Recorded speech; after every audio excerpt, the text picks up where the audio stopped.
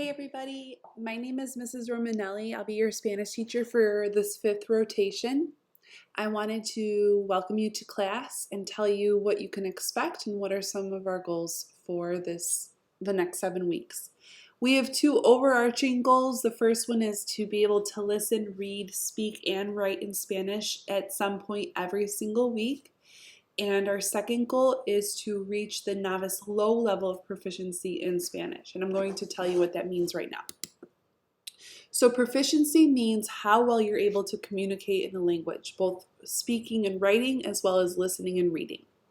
Okay, so because we're just starting Spanish, we are going to stick with the novice level of the proficiency spectrum.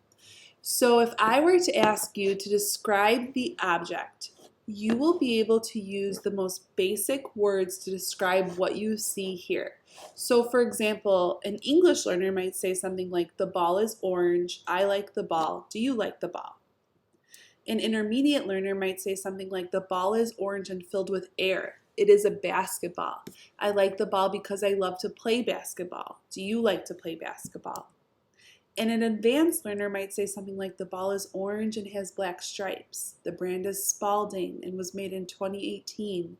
The ball is generally used to play basketball and it has a long history.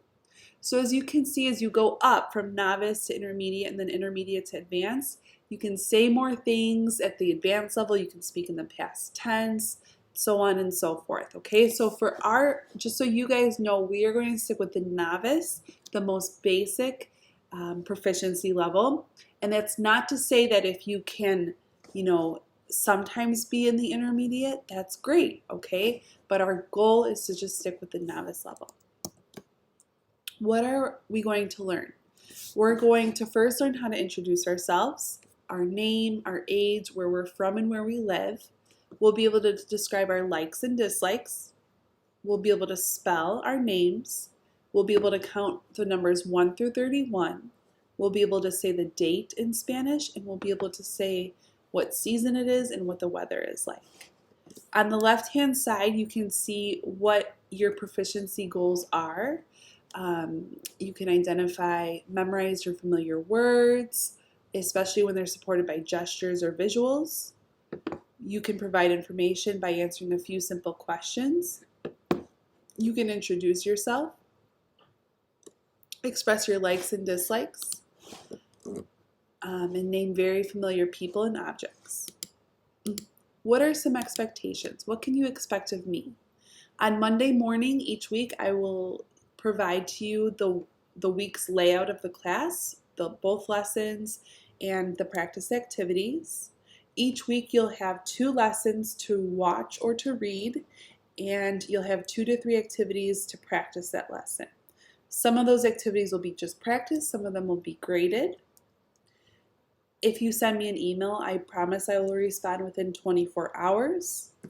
And I will allow redos for all graded assignments if communicated to me within 48 hours of me posting that grade. What do I hope to expect of you?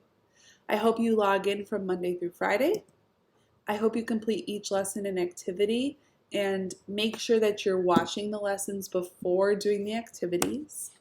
And please email me with any questions or concerns. I just want to go over how to email me since this might be new to you. So when you want to email your teacher,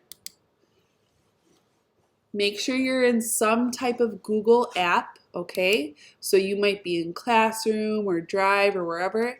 Click the grid up here and then click Gmail, and it'll open up your Gmail. Here, what's going on? Okay, so now I want to write an email to my teacher. I press compose.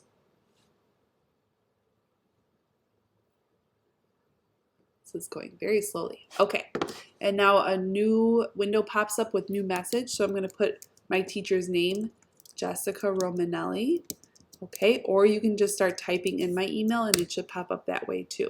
Okay, give me the subject and some type of message and press send, and I will respond within 24 hours. Thank you so much for watching.